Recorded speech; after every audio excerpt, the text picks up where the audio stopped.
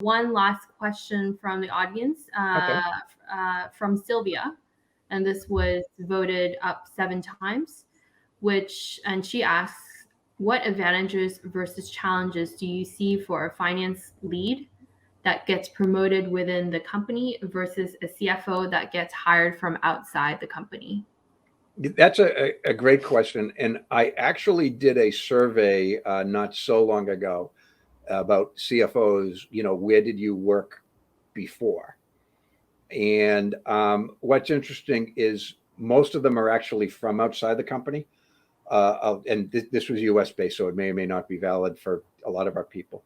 But there was a tendency to bring in somebody who's been a CFO before to run a company if they think, we've got an IPO on the horizon or whatnot. So to get promoted from controller to CFO within the same company, it's fairly difficult, but it doesn't mean you can't do it. What I would do is you're going to want to give yourself a lot of visibility with the president. And, if you're the controller who's running the show but just doesn't have the title, that's easier than others. But, if you have a good relationship, say there's a CFO, but he or she might be moving on at some point in the year, have them mentor you a little bit, get them involved, allow them to let you present at boards of directors meetings, allow them to, sit in if they're out sick or on vacation or on a trip or something, sit in on the executive meeting in their place. Get to build alliances, get people to understand what it is that you can do, and get people to really have a lot of trust in your ability so that when it's time to hire a CFO, this person is so good, we're not even going to risk losing him or her by talking to an outsider. Let's, get somebody to do it.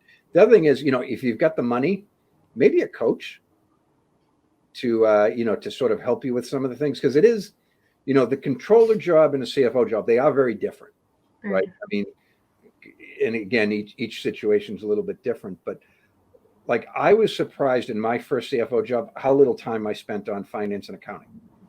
Like, whoa, that's a little weird, because my path, which is probably not dissimilar to a lot of people, was public accounting, accounting manager, controller. I got an MBA along the way, and then CFO. So the jobs are very different. You want to expose yourself to as many things as possible outside the world of finance and accounting. And by the way, don't let the finance and accounting stuff suffer because of that either. So if that makes sense. Much like a CFO needs a great controller, a controller needs a great team under her as well, or him.